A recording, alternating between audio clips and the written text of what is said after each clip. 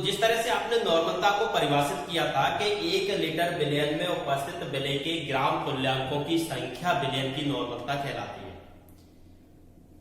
1 litre billion के अंदर आपने किसकी संख्या देखी थी? विलय के ग्राम तुल्यांकों की संख्या को, तब उसे क्या कह रहे थे? नॉर्मलता। उसी तरह आपको याद रखना है, आप यहां पर मान लिया 1 लीटर बिलियन ले रहे हो, 1 लीटर बिलियन है,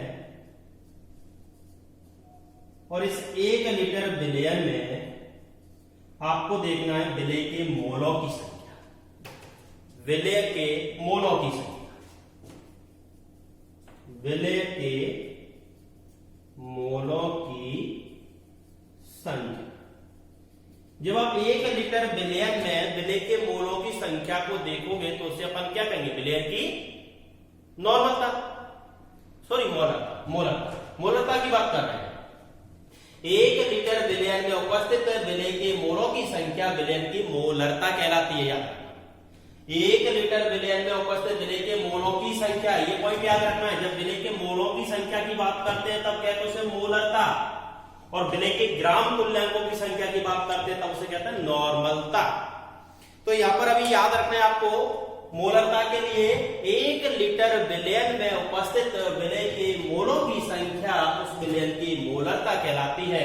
इसे कैपिटल M से प्रदर्शित करते हैं।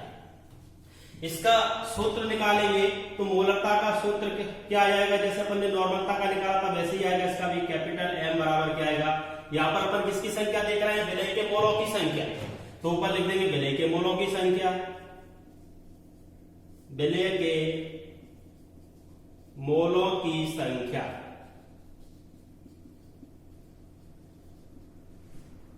किसमें देख रहे हो? विलयन के आयतन में, विलयन का आयतन किसमें लिया है आपने? लीटर। मोलरता का फॉर्मूला आ गया, विलय के मोलों की संख्या अपॉन विलयन का आयतन लीटर है। लेकिन मोलों की संख्या ज्ञात करने का एक सूत्र आपने पढ़ा होगा, भार अपॉन अणुभार।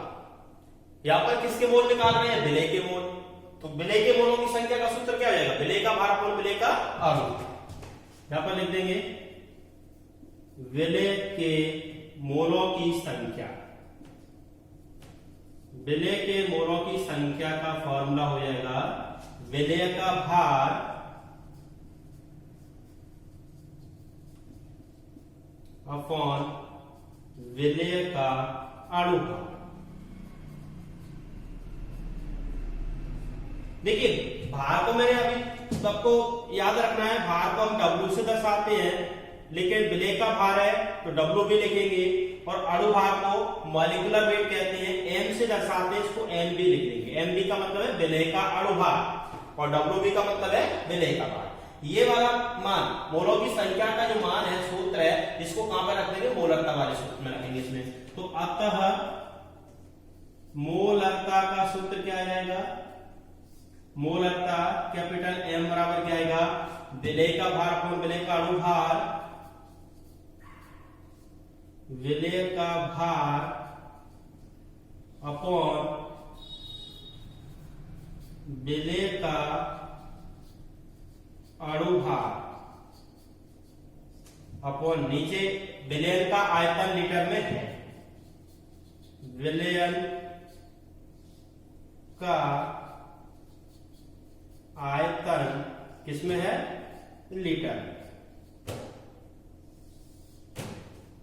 देखिए विलय के भार को WB से दर्शा रहे हैं, विलय के अणुभार को MB से दर्शा रहे हैं, और विलयन के आयतन को V से दर्शाते हैं। तो मोलरता का जो सूत्र है वो क्या आएगा? कैपिटल M बराबर WB MB इंटू V। किसमें है ये भी? लीटर है, लीटर है।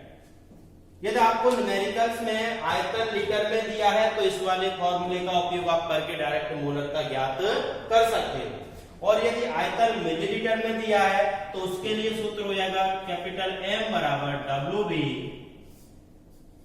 MB V मिलीलीटर में इंटू 1। जिस वाले फॉर्मूले से अपन डायरेक्ट मोलरता ज्ञात कर रहे हैं। दोनों फॉर्मूलों को याद रखना। ये लीटर में है, मोलरता बराबर WV/mg into V in litre में है, और यहाँ पर ये V मिलीलीटर में है, इसमें कहा जाता मल्टीप्लाई। अब देखिए मोलरता की इकाई की बात करेंगे। मोलरता की इकाई, तो मोलरता की इकाई क्या हो जाएगी? मोल प्रति लीटर।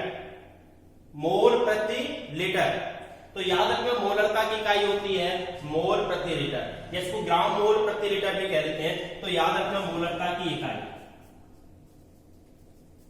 मोलरता की इकाई ग्राम मोल प्रति लीटर, या इसको मोल प्रति लीटर भी कह सकते हैं, मोल प्रति लीटर, और या इसी को कहते हैं मोलर। जैसे नॉर्मलता को नॉर्मल कहते हैं, ऐसे इसको मोलर कहते हैं, मोलर। तो याद रखना मोलरता की इकाई क्या है? ग्राम मोल प्रति लीटर, या मोल प्रति लीटर, या मोलर। अब जैसे कि नॉर्मलता में आपने देखा था, जब उसकी नॉर्मलता एक नॉर्मल थी तो उसको आप नॉर्मल विलयन कह रहे थे। ऐसे यहां पर यदि आप मान लो मोलरता एक हो जाए विलयन की, जो आपने विलयन लिया उसकी मोलरता एक हो, तो उसे क्या कहोगे? मोलर विलयन। तो यहां पर भी हम कोई टर्म लिखेंगे, देखो मोलर विलयन की बात कर रहे हैं, मोलर विलयन। तो मोलर विलयन अगर आपसे पूछे जाए मोलर विलयन किसे कहते हैं, तो आपको याद रखना है ऐसा विलयन जिसकी मोलरता एक होती है उसे मोलर विलयन कहते हैं। या कह सकते हैं ऐसा विलयन जिस 1 लीटर विलयन में, मतलब 1 लीटर विलयन है, उसमें आपने केवल विलय के मोलों की संख्या 1 ली है, तब उस विलयन को क्या कहोगे? मोलर विलयन। तो यहां पर आपके पास मान लिया ऐसा विलयन इसकी मोलरता 1 मोलर है, तब इसको क्या कहोगे आप? मोलर विलयन। मोलर विलयन। यदि मोलरता 1/2 है, मोलरता का मान कितना है? 1/2, तब इसे क्या कहोगे आप? सेमी मोलर विलयन। सेमी मोलर, वही टर्म जो आपने नॉर्मलता में पढ़ेंगे। वहां पर नॉर्मल ले रहे थे, यहां पर मोलर ले रहे हैं, अंतर इतना है। यदि मोलरता का मान 1/10 होता है, उसे क्या कहोगे? डेसीमोलर विलयन। डेसीमोलर विलयन। यदि मोलरता का मान 1/100 होता है, तब उसे क्या कहोगे? सेंटीमोलर विलयन। सेंटीमोलर विलयन। और यदि मोलरता का मान 1/1000 हो जाएगा, तब उसे क्या कहोगे? मिलीमोलर विलयन। मिलीमोलर विलयन। अब देखिए मोलरता पर ताप का प्रभाव देखेंगे। मोलरता ताप से प्रभावित तो होती है, क्योंकि ये भी आयतन से संबंधित है। ये भी आयतन से संबंधित है। जब ताप को बढ़ाते हैं तो आयतन बढ़ता है, और आयतन बढ़ेगा तो मोलरता घटेगी। वही पॉइंट आ जाएगा जो नॉर्मलता में आपने कहा। उसके लिए भी यहां पर हम पॉइंट लिख देते हैं। मोलरता ताप से प्रभावित होती है, ताप से प्रभावित होती है। ताप बढ़ाने पर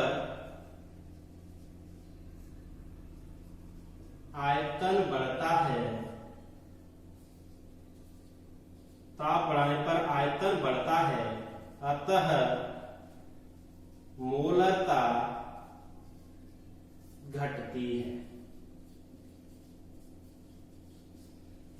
तो ये इस तरह से मोलरता की परिभाषा, मोलरता के लिए स्रोत, इकाई, मोलर विलयन क्या होते हैं, और मोलरता पर ताप का प्रभाव कंप्लीट होता है। इसके बाद इसमें भी न्यूमेरिकल करेंगे। देखिए मोलरता, चलिए देखिए मोलरता वाले न्यूमेरिकल्स देखते हैं। 4 ग्राम NaOH 500 ml विलयन में घोला है, विलयन की मोलरता ज्ञात कीजिए। तो यहां पर मैंने आपको अभी बताया था, इसमें आपको याद भी रखना है कि जो पदार्थ घोला जाता है उसे विलेय मानते हैं, और जिसमें घोलते हैं उसे विलायक मानते हैं।